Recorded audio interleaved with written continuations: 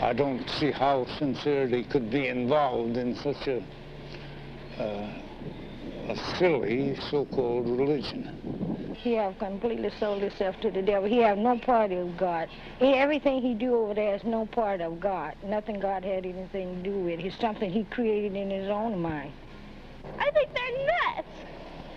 No, they come in, you know, they're nice doctors and lawyers and very prominent people.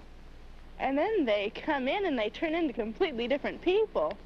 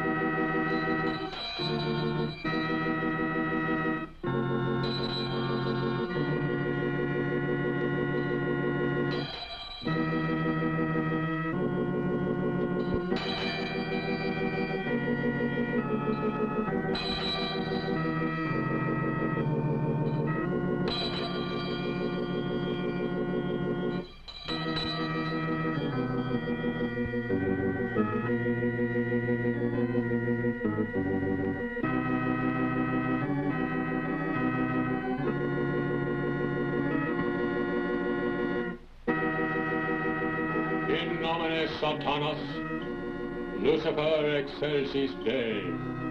In the name of our most exalted God, Satan, Lucifer, I command thee to come forth.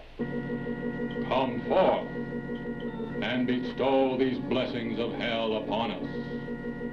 Come forth by these names. Satan, Lucifer,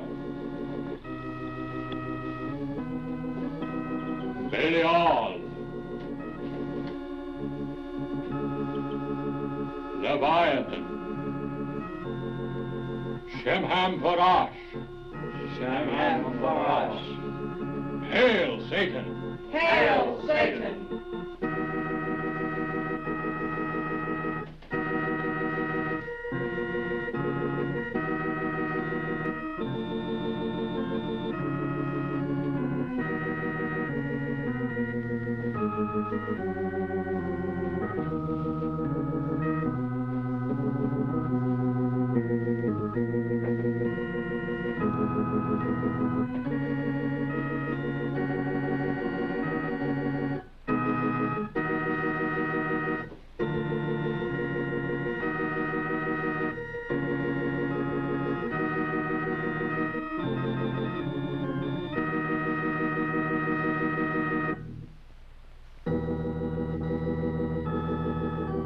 And companion of the night, thou who rejoicest in the baying of dogs and spilt blood, who wanderest in the midst of shades among the tombs, who longest for blood and bringest terror to mortals. Gorgo, Mormo, thousand-faced moon, look favorably on our sacrifices. Shemham-Parash. Shemham-Parash. Hail, Satan. Hail, Satan.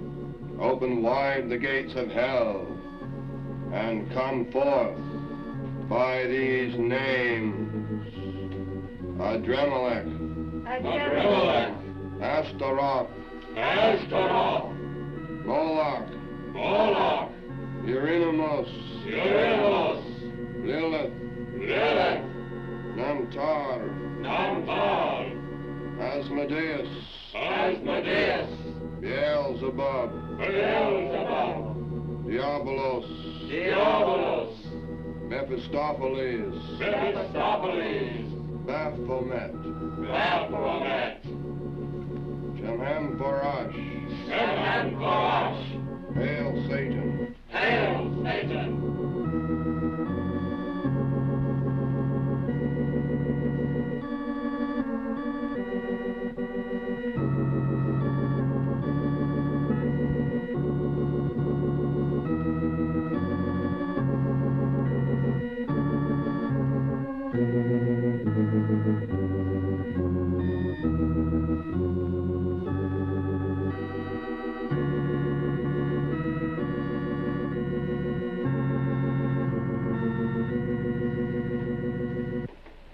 No, that's it for that part.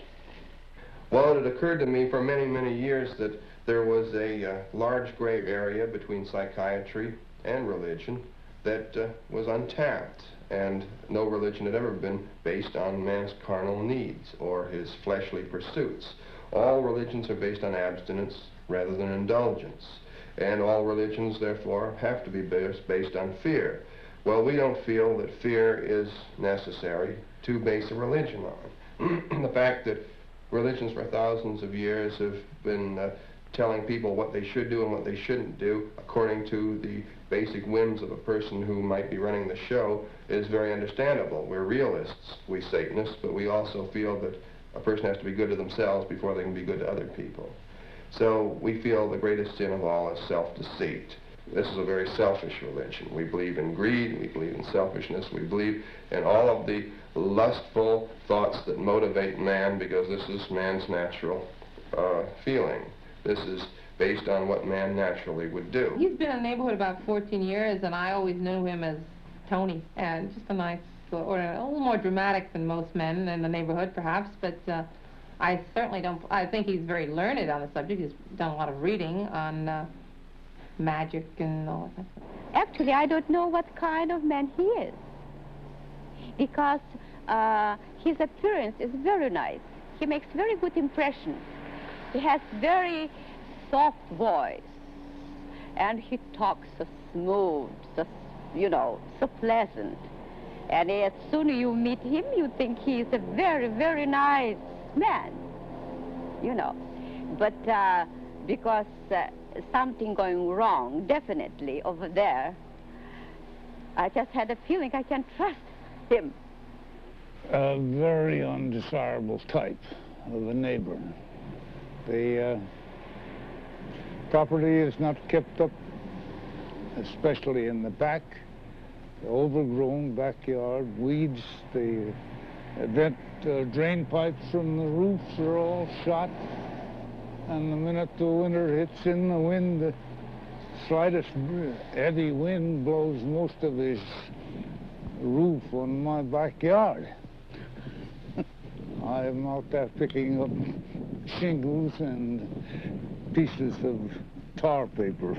Before, he used to have all his hair, just like curly head of hair.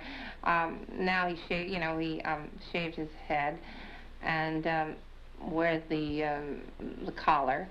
And and being a Satanist minister, this too is something sort of sets him apart. And I think rather original of him to have conceived this idea. Oh, according to this publicity man that I met,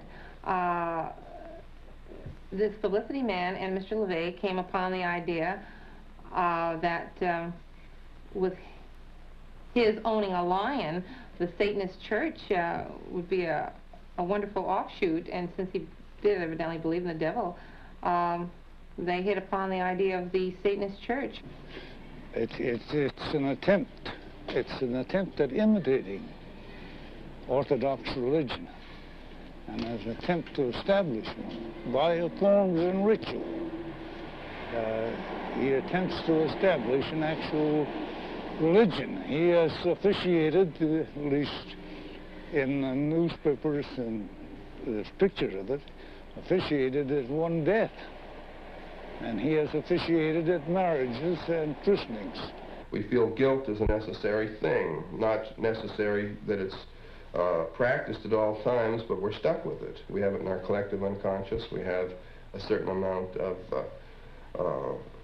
feeling of apprehension for things we've done because we're taught from childhood not to do certain things. Any attempt to sort of scrape the psyche clean is only going to make us much more, and certainly much more fraught with frustrations and tensions. So what we've done is just reverse the procedure. Instead of trying to free ourselves, we've taken all these hang-ups, we've turned them into useful situations. If you're going to be a sinner, be the best sinner on the block. If you're going to do something that's naughty, do it. And realize that you're doing something naughty and enjoy it. Being such strong believers as we are in the Mormon religion, of course there was great conflict. It seems as if a belief in flesh, I mean, in doing per se what you want to do while you're here upon this earth, not worrying about a life to come and the fact that God has commanded us to do certain things. There are women, they are without clothes, naked. And men are in kind of black, I don't know even the name of those clothes, you know. Just a kind of high hat on a top. And they're all covered in black. And what I can see from my window sometimes, it's a red light. And in this red light, those silhouettes, you know, like devils, I would say. And one silhouette, a big one, on the left side, I don't know, maybe it's him standing over the whole crowd and preaching, probably. Most people who don't know anything about it or him, I mean, I've met people who say, oh, you live next door to the man who believes in the devil, you know, and they get all excited and think that, you know, some horrible goings on. Definitely, I think that Christian churches, they should be maybe active somehow. They should do something about it. Well, of course, this is not the first time that this sort of thing has been apparent in the history of the Christian Church. From the very beginning, in the fourth gospel, this conflict of good and evil is brought forth very pointedly by a contrast between light and darkness. And the quotation from St. John's Gospel is, "For men love darkness rather than light, because their deeds are evil." I would not want to dignify this work out here by calling it a church.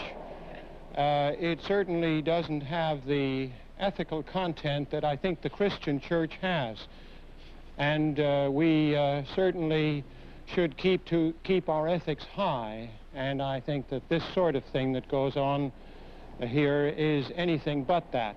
Myself, I have naturally many of the same problems, the trials and tribulations of any regular minister, of any other church. The only thing that really presents a difference is the fact that I cannot perhaps be sanctimonious about things, but I can do anything that I want to. I can pursue any kind of lustful desires that I might feel. I can engage in any activities that are so-called sinful activities and not really worry about any ecumenical councils making it right for me to do these things. Okay, now for me to stand up and say, this is wrong, you shouldn't be there, everything you're doing is morally wrong and legally wrong, then I'm denying him his right. I'm denying him his right to say that he believes in the Satanic Church, that he stands up for what he believes in. You know, and this is his own prerogative. I mean, if he wants to do it, let him do it. And I think more power to him that he has the courage to stand up to quite a few bigoted people. And they think of it as an evil kind of philosophy until I begin to discuss the philosophy of Satanism with them from the standpoint of view of being opposed to hypocrisy. Well, that's the conception that most people have, is that they're really evil. Yeah. The concept that the Christian church has of Satan. Exactly. Just the opposite of the Christian philosophy is, as most people would think of it. The Christian philosophy would put forth a great love theme, and we would be the opposite. We would just hate everyone. It's like saying that you have to only hate to be a Satanist. You cannot love. It's like saying that people that aren't Satanists only love and can't practice hate. Therefore, Satanists must practice hate. But that's like saying that just because somebody drinks coffee, they can never drink tea. And people like to believe that, though, because they always talk very much about a curse that's been conjured successfully. It even makes the newspapers. But any kind of a blessing that will save someone or pull somebody through a financial bind, nobody ever talks about that. And it shows that we are right in our judgment as far as human nature and what it represents. Sexual freedom is something we feel is very important. It's a necessary requisite of the Satanic Church. It isn't the most important thing, but certainly it's an elective.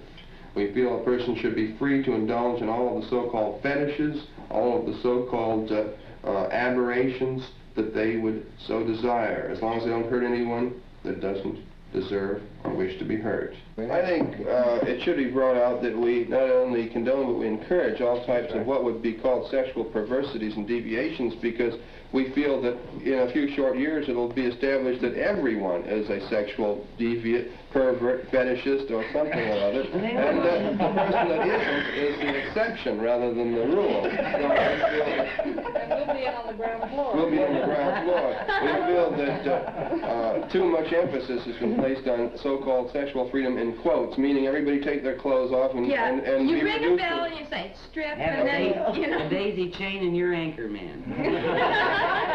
And this is really working at sexual freedom, we feel. That to really have sexual freedom, you should take what are already your hang-ups, as they call them, and have fun with them.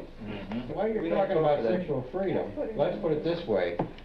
There has been very few people that are against it, whether they belong to the Satanic Church or not. But they just don't want to admit They it. won't admit it. So, that's right. Just as much, and they Well, won't it's another one of those IOUs. And this is practiced very freely by other groups other than theirs. Here it's an individualist, it's individual desire. If you want to do this sort of thing, well, that's up to you. If you don't want to do this thing, you're not required to do this in this church. Even at church. You're not looked down upon if you don't want to participate in this sort of thing, nor are you looked down upon if you do. Whatever your hang-up, it's your own business. So we have homosexuals in the group. But they're accepted. That's the point. They're accepted, and no one makes any fun of them. And There's no tolerance, in other words, of homosexuals. We don't feel as though we have to tolerate them. No. We just simply accept them just as much as we would accept ourselves or the person next to us that would think exactly the way we would sexually. The attitude is, who cares? Well, I think It's their this is Satanism, actually. The acceptance without tolerance, as Anton said, is just a natural acceptance of people as they really are. And when you come right down to the essence of Satanism, isn't this really what Satanism is? It's the only normal. We're not patronizing. That's right. It's not tolerance. Actually, we're perfectly normal. It's knowledge and acceptance of people as they really are. It's reality. It's practicality. I don't really find it that logical. I find it for someone who wants to enjoy life while they're here, but not worry about what's actually in the afterlife. We believe in a pre-existence. We ask the questions, where did we come from, why are we here, and where are we going? We know we had a pre-existence. We're here on the earth to be tried and to gain a mortal body. And after we die, we go to a spirit world, and then we're judged and sent to one of the three kingdoms, celestial, terrestrial, or telestial. That's how we feel, and it's stated in the Bible. And we do believe very firmly and strictly in the Bible. This is our basic belief. We believe that there is a God, that he had a son, Jesus Christ. He was the first. And then Satan was the one that was cast out because of his selfishness. I guess the two most popular reasons that people join the church is because either they're just disgusted, they're just fed up with the sanctimonious pussyfooting around that other religions have given them, and they're just tired of saying one thing and practicing another, and they'd like to at least get together with other people, and after all, man is a social animal, and no different than any other animal, except he's probably the most vicious of all animals. And he wants to get together with other people that feel the same way he does. And why not belong to a religion or to a group of people that at least believe in the same philosophy? I met Anton at a party, and there was an immediate sympathy between us. So we exchanged cards and talked to each other with telephone. And Anton said, I know you're a witch, and you must come to our Walpurgis night, which is now about 3 or 4 years ago, isn't it, Diane? And from then on, I became more and more interested. Of course, I was interested in witchcraft to begin with, and that is connected with Satan, as we all know. It wasn't actually that I was interested in Satanism. It was that I was interested in witchcraft. And I always had been, and I happened to read an advertisement for Witch's Charm School with lectures by Anton LaVey. And I wanted very badly to go, and finally I called and asked what time it started. I came. So I learned about love potions and charms, and but mostly I guess the charm school was how to attract a man. Do you think it's worked for you? Why, I think it's worked.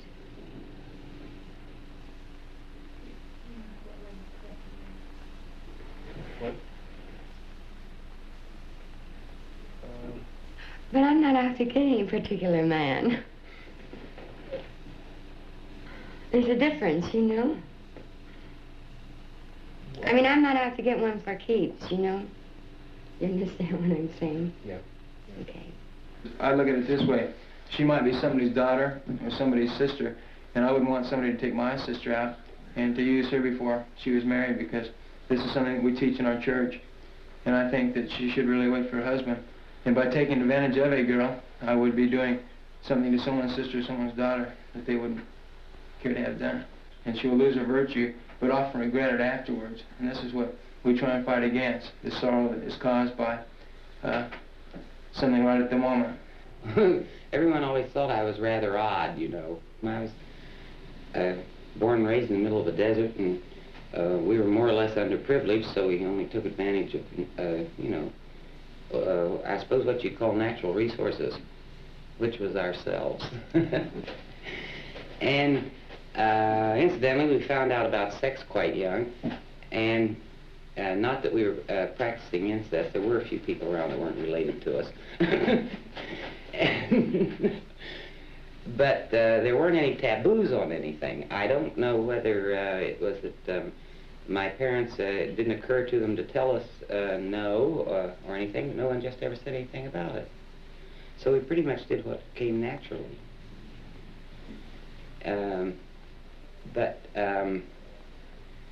my brothers and, well, we all played together. And, the girls knew all about boys, and the boys used to spend Saturday mornings and sometimes Saturday afternoons as they were growing up, playing with themselves and getting a hard-on and measuring it and see who had the longest one that week and seeing how far they could pee across the road. And then they would masturbate and see who could do the most, you know, all that type. Real homely little things. Really. Oh, and then they had another favorite thing they used to. They used to see who could pass the most gas, and they'd set fire to it and make some beautiful blue flame. It really does. Very satanic. What do you derive personally from the church? A great deal of pleasure. I always get a lift when I come here. I suppose like other people do when they go to church, which I haven't done for many years now. I got a little confused about all the different denominations, and I couldn't take it anymore. So everybody thought they were the only ones, and I just couldn't go along with it. And I retired into nature, and that's how I live today. And I feel that I'm usually very serene and quite happy this way. Basically, I think I've always been a witch. Ever since I was a child, I've known that this is what I've always wanted to be. And to find people that believe the same way as I do, well, it's just great. What do you get out of Satanism? For one thing, it gives you great self-confidence. You know you can do things, anything, really, anything that you want, you can do. You can accomplish either through your own ability or through magic, one of the two. I was raised to believe in God, so naturally still, I believe there is a God. I don't believe that he does all the things that you're taught in Sunday school and to believe that he does, but I do believe there is one. I don't think that God is dead. I think that we have a power, or maybe many powers. And it certainly looks to me, the way the world is going today, that what people think is the evil power. Now, I don't connect that with Satan altogether, but that is the prevailing power today. It has become an eccentricity, to be honest, for instance. And all the hypocrisy that we have to not accept, because I won't have any of that. But that is going on. It revolts me. And I don't like bigotry. So in some ways I'm bigoted too, because I'm intolerant of intolerance in any form or shape. Do you have any children? No. What if you? I only have dogs. I worked up my mother complex on the dogs. If you had children today, how would you raise them in Satanism, and how would you raise them? I would raise them to be themselves. I would raise them with certain ethical principles, which I feel are necessary. It's happier to be that way. I cannot tell you whether I would raise them in Satanism. I don't think I would raise them as Christians. I do not today consider myself a Christian anymore. Heard that at one time he was planning on setting up sort of a house of whips type of thing. Similar to something they had back east. There was this German gal or something like the Countess of the Whips in New Jersey or something. And I understand that she was here in San Francisco and that he was planning to do something along this line with whips and masochism, sadism, and all that stuff. And this did disturb me. But I understand that this did not pan out. At length he paused, a black mass in the gloom, a tower that merged into the heavy sky. Around the huddled stones of grave and tomb, some old god's acre, now corruption's sty. He murmured to himself with dull despair, here lust died, poisoned by this charnel air. The hours are heavy on him, and the days, the burden of the months he scarce can bear, and often in his secret soul he prays to sleep through barren periods unaware, arousing at some longed-for date of pleasure, which having passed and yielded him small treasure, he would outsleep another term of care. Prepare him. And now at last authentic word I bring, witnessed by every dead and living thing, good tidings of great joy for you, for all. There is no God, no fiend with names divine made us and tortures us. If we must pine, it is to satiate no being's gall. Scourge him. We bow down to the universal laws, which never had for man a special clause of cruelty or kindness, love or hate. If toads and vultures are obscene to sight, if tigers burn with beauty and with might, is it by favor or by wrath of fate? All substance lives and struggles evermore through countless shapes, continually at war by countless interactions interknit. If one is born a certain day on earth, all times and forces tended to that birth. Not all the world could change or hinder it. I find no hint throughout the universe of good or ill, of blessing or of curse. I find alone necessity supreme, with infinite mystery, abysmal dark, unlighted ever by the faintest spark, for us the flitting shadows of a dream. Lead him to his dead desire.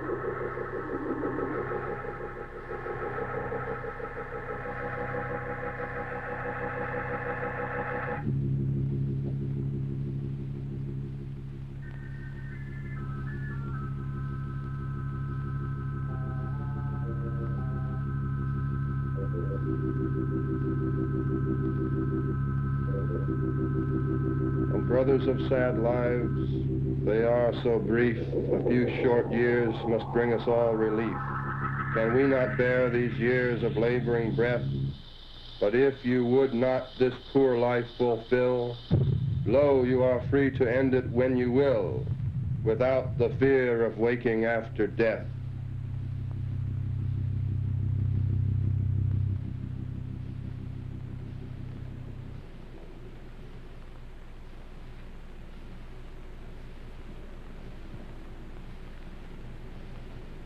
Some of these rituals consist of recreations of old ceremonies that have been practiced for centuries. We recreate the ceremonies of the Knights Templars, a noble group of gentlemen who, because of social pressures, made it very obvious that they were the standard bearers of Christianity. We feel that in the light of what society has shown us in the last year or two, we have pretty much exemplified what the Knights Templars were doing, except we, of course, climate-wise, don't have to worry about calling ourselves Christians. We call ourselves Satanists. We recreate many of these ceremonies. We also recreate many of the ceremonies of the West Indian Voodoo religion. And we also utilize Norse ritual, the casting of the runes, calling upon of Wotan and Thor and Loki, and all of the gods and demigods of the northern regions. Carla, have you ever seen any of the services? No, they don't let me go. It's unfit for my eyes. They don't let it corrupt my mind. You're never back from Carousel or Fillmore Auditorium in time enough for the session. But whenever I am, so you get upstairs, you get upstairs. Because then when other kids, yell at their parents, saying, well, if she can be there, why can't I be there? And so I can understand it, so I don't feel too bad about it. Well, now, I can imagine what goes on anyway. See, he doesn't want her to get mixed in that. But he's leading other people the wrong way, the ones that follow him and all. We feel that the so-called carnal side of man, or the carnal nature of man, is the most important. We feel the soul is just a pittance. It's something that's sort of wrung out. Like if you squeeze an orange, you get a few drops of juice out of it, and certainly this can be the essence. But this doesn't mean that the orange is any less important simply because the juice comes out of it. We feel that the body of man, the carnal symbolism of man, is by far the most important. We feel true transcendentalism is to rise above the inventions, the puerile inventions of man for his own masochistic needs, perhaps, in the way of spiritual or soul guidance, and recognize his baser instincts, his carnal existence, as the end byproduct and as the epitome, the height of all great creation. In other words, this is the opposite. It's the very opposite, very adverse of all other religions. And it's high time a religion was born that recognized the fleshly existence of man. We lead a normal, abnormal life. In other words, we eat regular meals and sleep semi-regular hours, but life is much more interesting, I think, than for most people. And naturally, we are involved in topics that are abnormal. I don't know, I guess they take great delight in paralleling us to, like, the Addams Family or something. This is Mr. LaVey's second wife, and he acquired the pet lion, I believe, before she married him, and I thought that it was rather interesting. I mean, I could see that if you were married to a man already and he owned a lion, you know, you just take it as one of those things, but I thought it would took a special type of young lady to marry a man with a pet lion. It's really kind of strange because, like, she's old enough to be my sister, and yet she can boss me around and I have to do it. It's kind of nice, though, having a mother, you know, same age pretty much, because she understands things. I suppose I'm as happy here as I would be anyplace else. I've never been anyplace else. Don't know. I mean, our house, we don't live in a little Santa Rosa suburban home or anything, you know. Well, inside the house, it's normal. Except for, like, my father, he isn't around very much because he's always real busy. My parents are busier than most parents, I think. And so we sort of have to take care of ourselves more. I think it's easier raising a family with a moral code that is flexible. I think that that virtues should not be based on this standard, hackneyed, trite moral code that we've been forced to live by. I think that virtues should be things like, you know, kindness and courtesy and understanding, and do unto others as they do unto you. If you do unto others as you would have them do unto you, that's fine, but if they just keep doing unto you badly in return, then, you know, it's ridiculous to treat them with any kind of consideration. But I think that you just give children sort of the laws of the jungle to live by. But I think we're maybe more normal than normal people, because once we close the door to our house, it's our castle, and we do anything we want to inside, and we don't concern ourselves with what other people think. And we just get anything out of our system that might serve to, if it were repressed, be harmful to us. The only discord that came was when he had the lion. About a year ago, well, no, about 3 or 4 years ago, he acquired a baby lion, and initially everyone thought, gee, how cute, or, you know, how different, because he was only about the size of a large cat initially. But then he got to be 3 years old, and about, I'm not sure, about 500 pounds of lion, and that's quite different than having a little kitty cat for a neighbor. And the lion, being a nocturnal animal, would sleep during the daytime, and then at night he would roar. And I mean, you'd get up in the middle of the night and you would think that you were near Mount Kilimanjaro or something. I don't know. They say he makes too much noise. I never really hear him. Oh, I heard him. He does make a little noise. I heard him one time when I was walking past, but I don't really think he was that noisy or something like that. I'm hard of hearing, and the lion didn't bother me at all. But it bothered the neighbors to such an extent that they were positive it must bother me, and they were ringing me up to do something about it. Here in San Francisco, there's a statute preventing ownership of horses, rabbits, I believe, and other domesticated animals that you usually find on the farm. However, naturally, our city fathers had not anticipated that anyone would keep a lion, so there was nothing on the books against keeping a lion, and Mr. LaVey was entirely within his rights.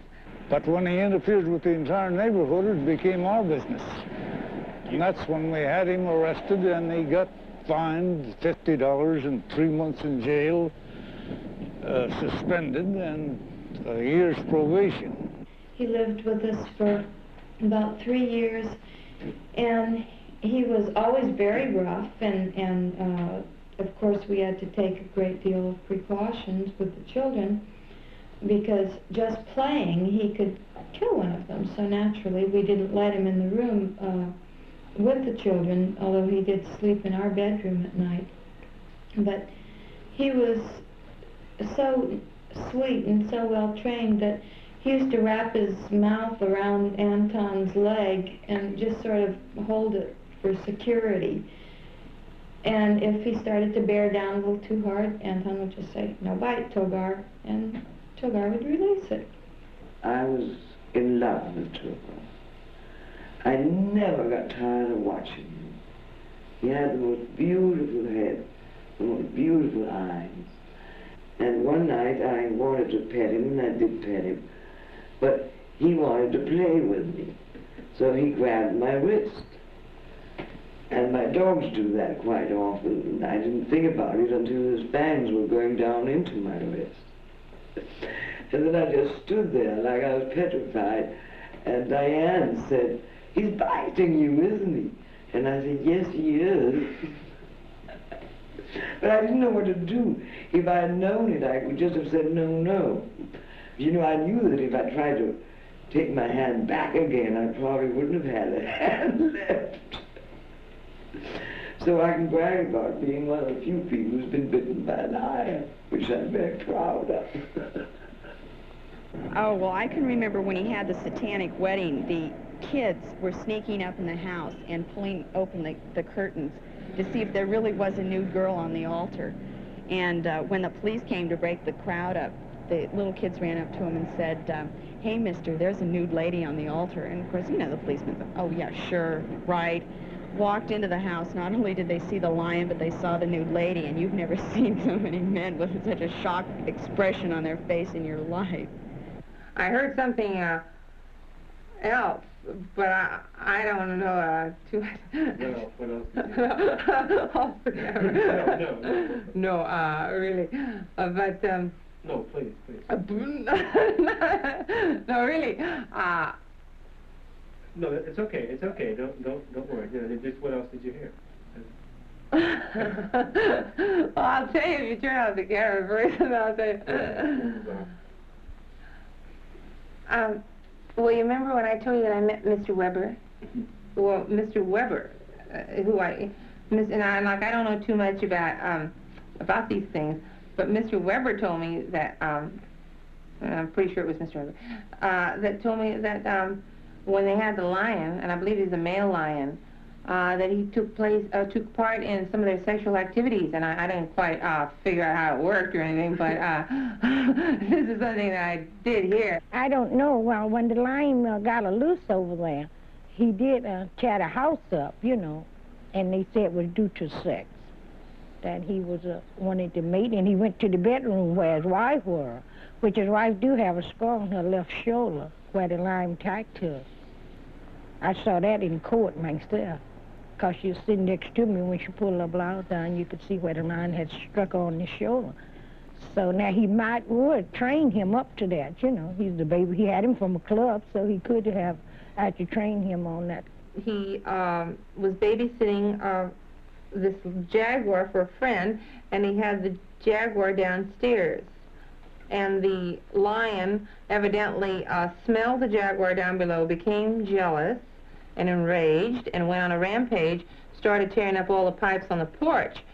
And they couldn't call a plumber very well, because not very many plumbers are going to go in. So anyway, and then Mr. LaVey brought the lion inside, and he did quite a bit of damage, according to the papers, to Mr. LaVey's own personal effects. You know, drapes and a leather coat I read in the paper, and a few other things. And still Mr. LaVey didn't donate the lion to the zoo, but then on the following day he did some more damage. He did damage 2 days in a row, and then at this time he did decide to donate the animal to the zoo. And at that time he bit, I think, the man from the SPCA, and one of the policemen, too, was nipped, I think, too. It was really very sad that we had to take him to the zoo. We didn't want to, naturally, and never would have unless we had really been forced to do it. We put a generalized curse on all those who helped to get rid of Togar, and they've either, a curse will do one of two things. It will either destroy or rehabilitate, and that's exactly what's happened. We perform human sacrifices by proxy, you might say, the destruction of human beings who would, let's say, create an antagonistic situation towards us in the form of curses and hexes. Not in actual blood rituals, because certainly the destruction of a human being physically is illegal. But we feel that the sacrifice should be a deserving one. We don't chop up babies or cut the heads off of cats or chickens or goats. We feel that this is another example of the sanctimonious hypocrisy of those who call themselves witches, warlocks, white magicians, who have practiced these things for centuries. Well, his one neighbor, when we was in court, that he testified that he had put a spell on his little girl. He said that his little girl was sick, and it was due to Mr. LaVey had a spell on him. Well, it always works. There's no doubt in my mind that it's not going to work. I mean, we just say, make something happen, it happens. They say he charged from $200 to $300 for this. But if it's good luck, he put it on you, and if it's spell, if he get mad, he can turn it into a spell. They claim to cause the cliff house, which was being wrecked, to burn up. But that is after the event. No, I'm not afraid that he's put any hex on me. I've put one on him, though. And my hex on him is that I hope he begins to believe himself. If he does, sooner or later he'll be penned up.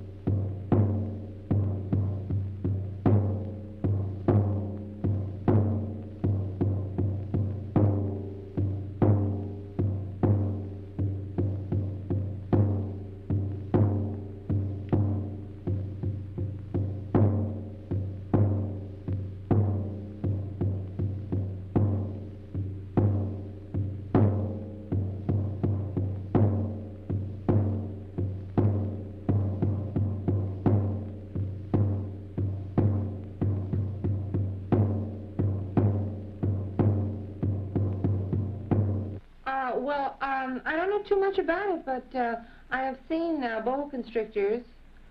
In fact, I'm really a little leery of snakes, but I think I touched one at a junior museum once, and there were, in fact, I thought it was kind of, they called this particular one Julia's Squeezer, and, you know, they're really kind of harmless. So, I mean, if, you know, if she wants a boa constrictor around her, that's all right. The paintings are a collection of, most of them are my own, and many of them were given to me as gifts by other people who thought that they were not good enough for their own houses, or at least they'd frighten their neighbors or something. So they passed them on to me. I've got a lot of rejects, white elephants of other people, and so naturally I'm very appreciative, because most of the things other people wouldn't have in their homes are the things that I seem to wind up with in mine. Most of the objects of art in the paintings are gifts or things that have been donated along the line, but the paintings that I've done are inspired pretty much through either articles, stories that I've read, fascinating dreams that I've had, nightmare visions, and my own ideas for plots, for perhaps situations and events. So you might say they do have stories, they're not just purely abstract. I would say these things like the skulls, the tombstones, the coffins, any of these various objects of art are memento moris, are just symbols of death. These do not imply in any way that we're the least bit eager to die or have any sort of Freudian death wish. On the contrary, these are constant reminders that death is around the corner, and death doesn't present a better than what we have now world. Death presents a negation of many of the pleasures of the flesh, and certainly most of them. And so we feel that the more things that can remind us of this, the more inspired we are to live each day to its fullest. And as far as the torture implements go, these things, we must remember, at one time were not simply torture implements, they were evangelical persuaders.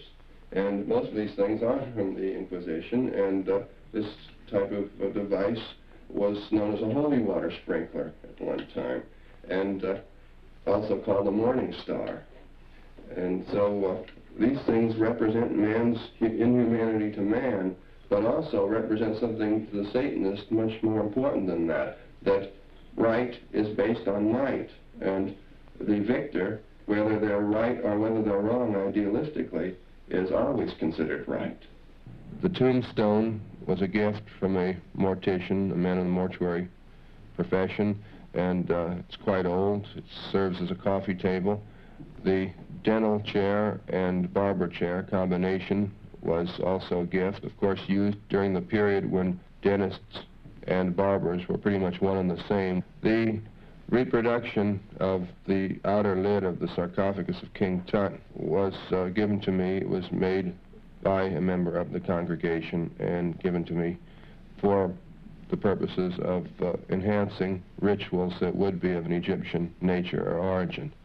The altar is a living slab of flesh in the personification or in the person of a nude young woman.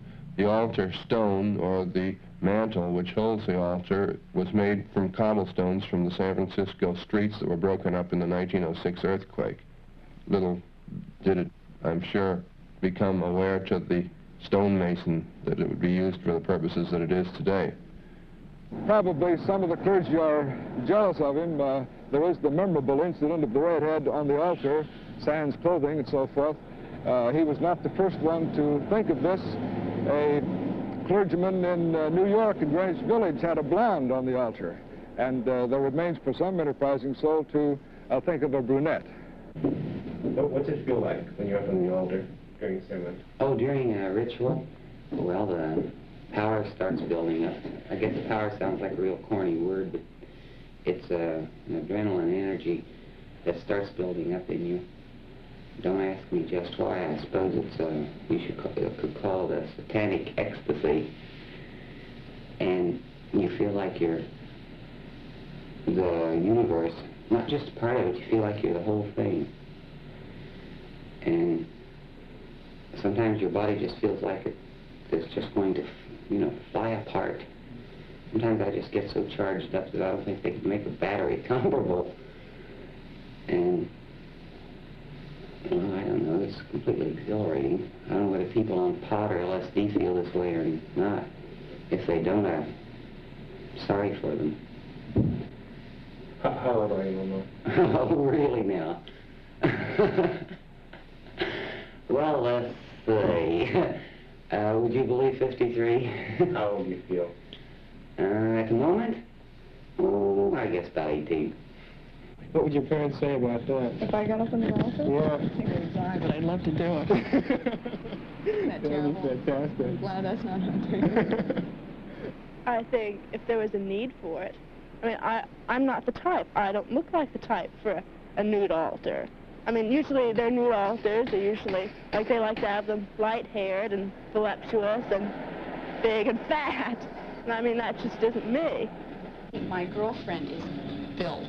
I mean, she has an unbelievable figure. In fact, she does not look good in clothes. She's a little bit too well endowed. And one of the priests that he has keeps offering her, you know, a job at the altar. And every time she gets, we go down to this, every time she gets a little loaded, she keeps saying, you know, I want to do it. Let me do it. I think every home should have its own altar. Really. Everyone needs a satanic altar. Well, I think my altar days are over.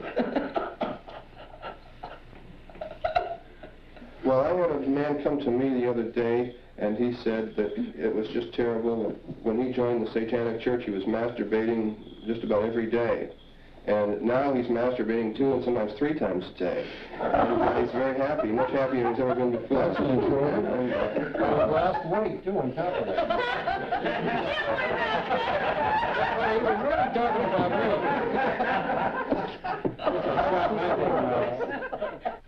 I think masturbation has been really a tabooed subject of all time, and I think we should mention it a little. Lenore, what do you think? Yeah. Well, I taught my son to masturbate. Nice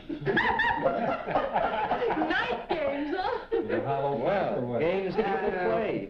Well, mostly because he was getting pimples, and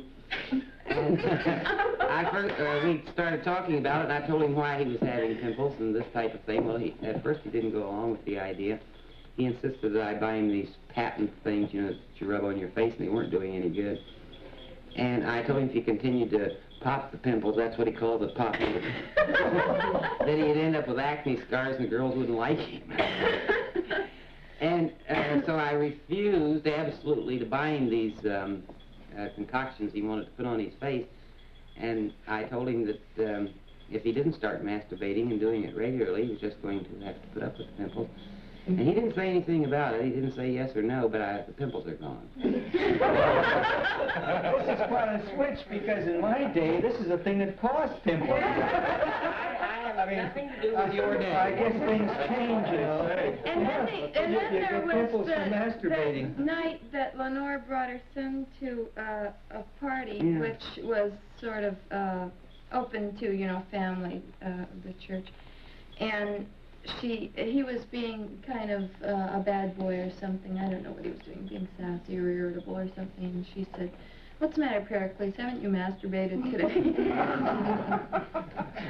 Well, the magical rituals that are performed by so-called white magicians and have been performed for centuries in magical circles where they chop the heads off chickens or sacrifice goats and all this sort of thing. This is considered the most secret of secret sacrifices, the most violent of all sacrifices, that of the blood sacrifice. The blood sacrifice is really just a lesser version of a much eviler sacrifice, which in some of the old grimoires on witchcraft and ceremonial magic are hinted at, only enough so that you know, reading very thoroughly, that the greatest of all secret sacrifices during a ceremonial ritual is, of course, the spilling of the seed on the ground. And so, rather than just masturbate in the eyes of their Jehovah, these so-called magicians would kill an innocent animal just for its blood-throw agony to be put out into the atmosphere, which to me is one of the true blasphemies, which, of course, is white magic, too.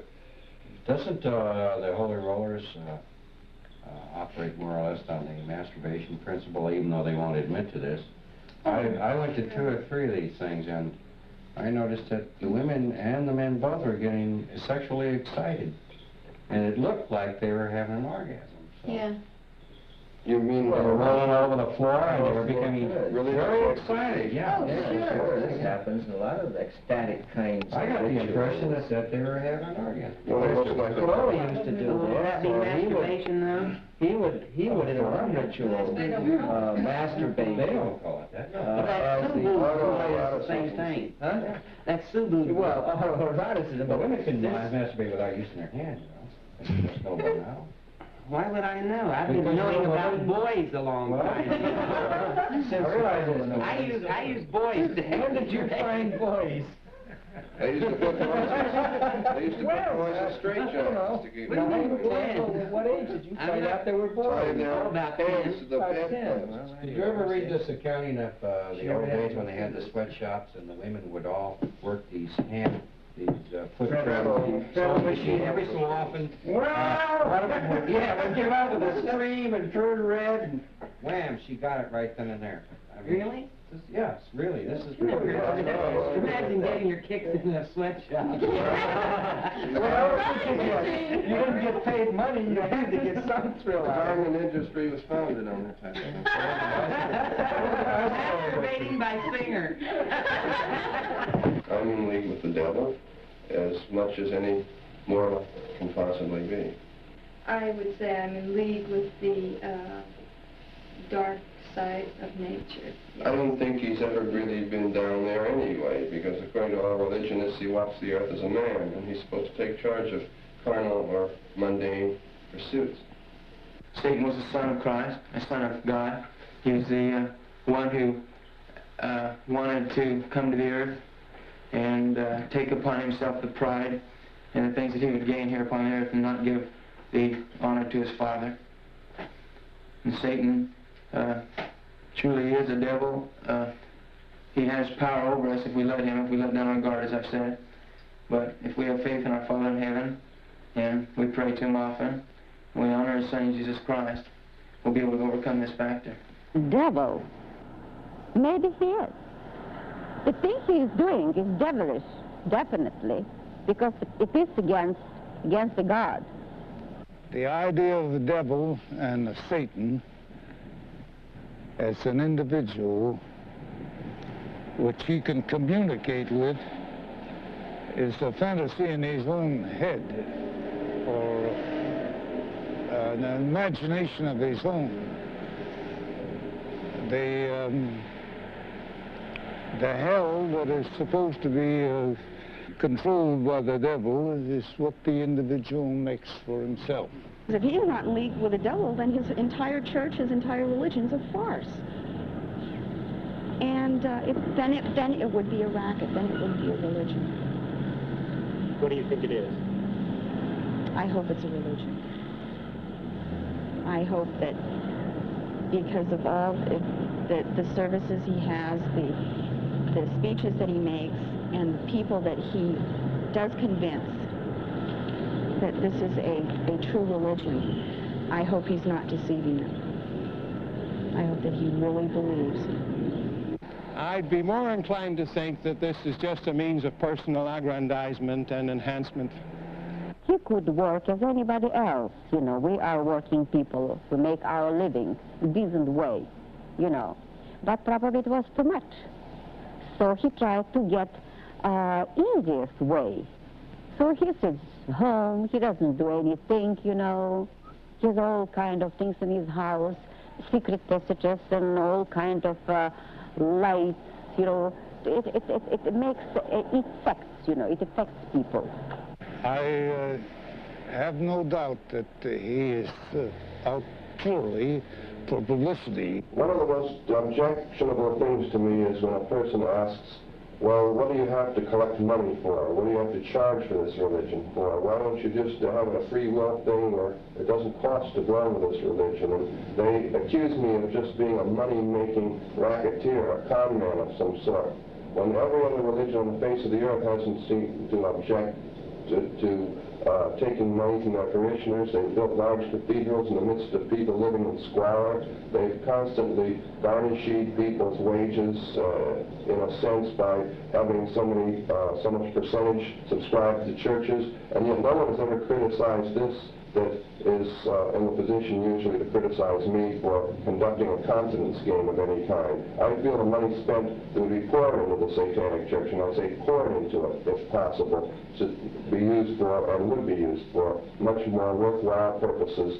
than the building of edifices and cathedrals where the people who live in squalor, in many cases around them, can simply go into the church, beat their chests, and say, I am not worthy. At least when you give the devil his due, he smiles upon you for at least expecting a little payment in return. No, he's not shocked. He really believes it, and what he does, he practices what he preaches, and what he preaches is really living and eating good and loving good, drinking good, just living good. As much as you can. It seems that most religions now are buying oats for a dead horse. We feel that all religions are coming around to Satanism. We're in the very throes of a new satanic age. The evidence is all around us. All we have to do is look at it. There's a new title for Christians called Christian atheists. And of course many movements such as the Unitarian Church have existed for a while in what would amount to a form of atheism in evening clothes. And we feel that there's no reason why these people shouldn't just flip the coin completely over and simply call themselves what religion has called them for many, many years. Call them devil worshippers, or disciples of evil, or Satanists. Of course, it's very hard for a person to hang an uncomplimentary label on themselves, and for this reason, for many years, there will be people practicing Satanism as good Christians or other religions, and they will instinctively pursue the very same things that we are, as they always have.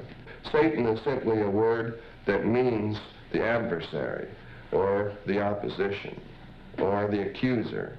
It doesn't necessarily mean evil, or brutality, or cruelty. It simply means the dissenter. Do you think the Satanic Church is a threat to Christianity? Do I think it's a threat? Well, 6,000 people against millions is a small threat. It's like communism creeping up. But I think the Satanic Church has its own views, and I think that each person should have the opportunity to express their views, freedom of speech. And if people have these beliefs, it's up to them. And if they really do believe these things, it's really up to them. But we should like to, urge them to read the Bible and to pray about these things before they enter into these things. And remember, just as Mr. LaVey said, he said that they don't want people to join the church because of carnal reasons, that they want them to join because they do believe in the religion. And I think that a lot of the people are going to join for carnal reasons, and that this is a bad part of it. Do you find this morally wrong then? Yes, I do. Blessed are the strong, for they shall possess the earth. Cursed are the weak, for they shall inherit the yoke.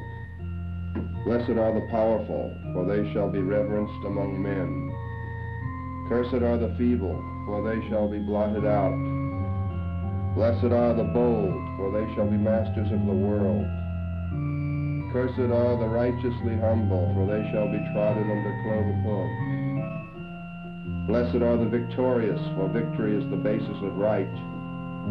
Cursed are the vanquished, for they shall be vassals forever.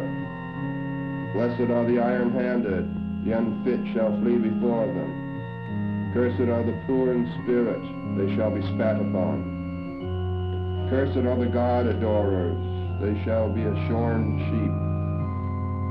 Cursed are the lambs of God, they shall be bled whiter than snow. Blessed is the man who has a sprinkling of enemies, they shall make him a hero.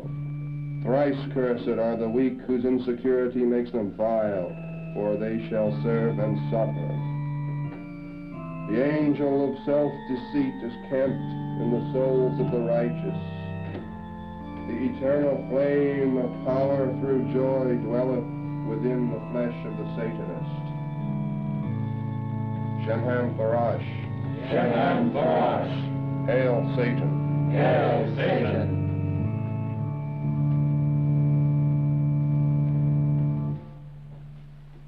Come forward.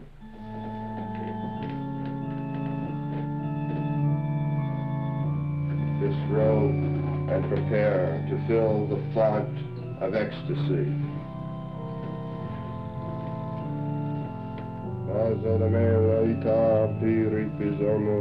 Archangel the Michael blessed, Virgin ever Mary blessed, beseech therefore I, false grievous most, my through fault, my through deed and word, thought and exceedingly sin, have I, that brother unto you and saints, the all to Paul and Peter apostles, Holy be to Baptist the John blessed, to Archangel the Michael blessed, to Virgin ever Mary blessed, to God Almighty to confess I.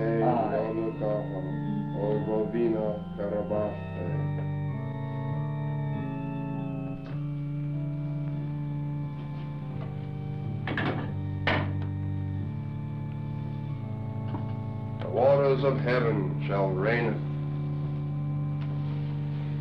and the earth shall be soaked in the wine of ecstasy. Fill the font of unholiness.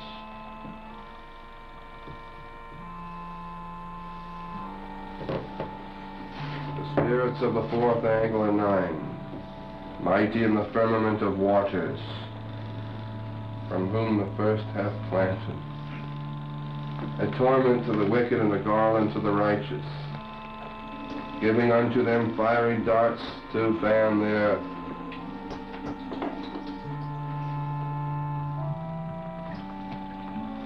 Therefore hearken unto my voice, and the voice of the reign of heaven and hell.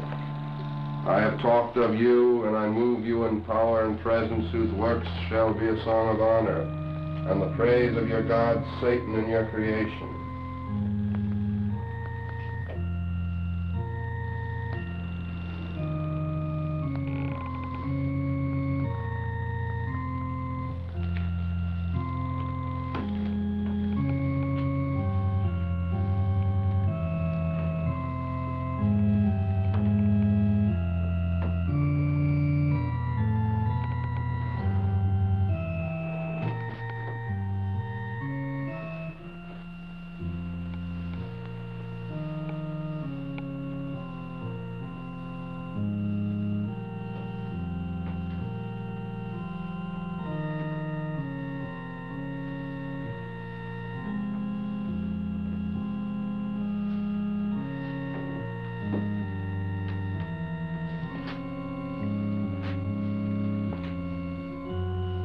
Evil from us deliver, but temptation into not us lead, and us against trespass.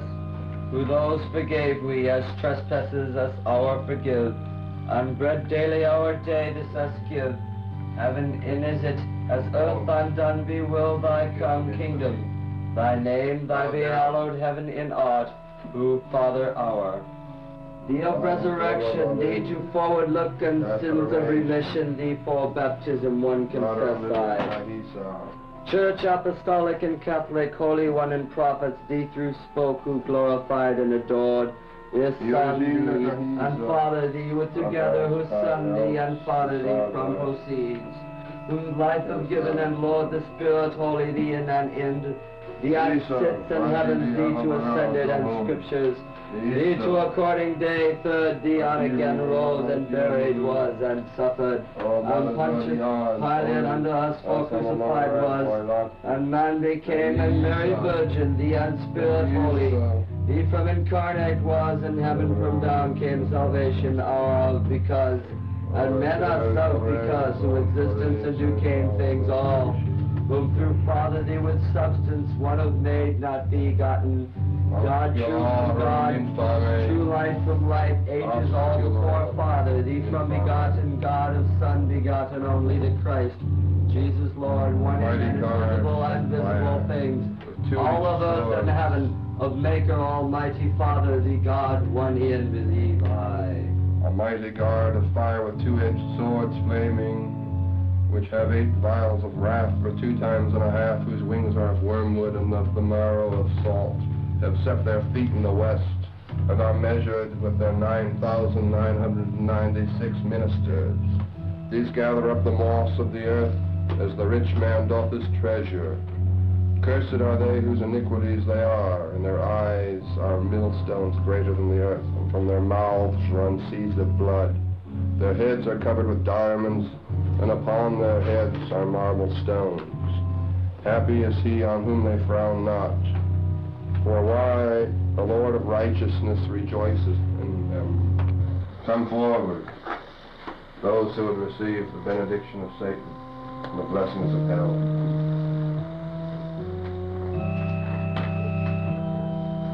And what is your wish?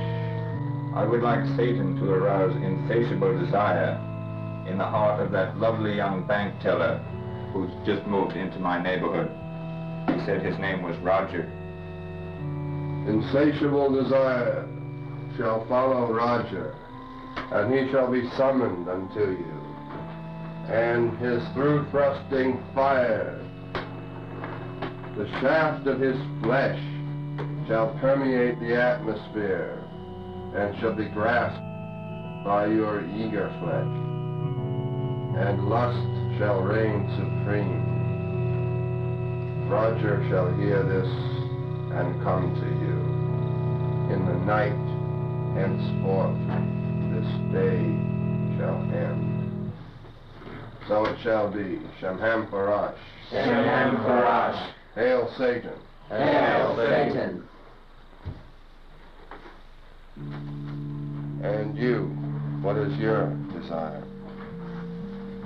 I desire that the powers of darkness should bestow upon a certain section of my anatomy attributes that will enable it to perform its duties better to my satisfaction and its own. I desire the power of Satan and the fiery lust of Lucifer, the erectness of Belial, and the glistening moistness of Leviathan, that these demons should grant to me the ability to satisfy myself and as many of those as I choose to do so. So it has been stated, and so this virile member shall prosper, and shall ride forth, as the beast of abominations hath ridden, and shall come forth as the behemoth, and shall enjoy itself in all the carnal pleasures of the flesh and its minions. So you shall reap the rewards of desire, and all your lustful thoughts will bear fruition. The scourge of flesh, the rod of bone, the shaft of sinew shall be yours to have and to hold. Shamham Parash. Shamham Parash. Hail Satan. Hail Satan. Infamy. Infamy.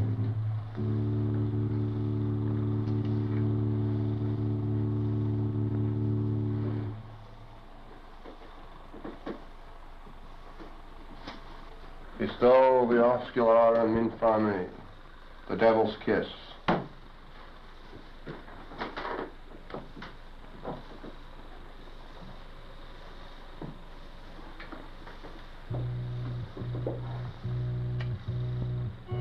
In the name of Satan I command that all be blessed who would rise on our behalf, and all be cursed who would destroy us in any way.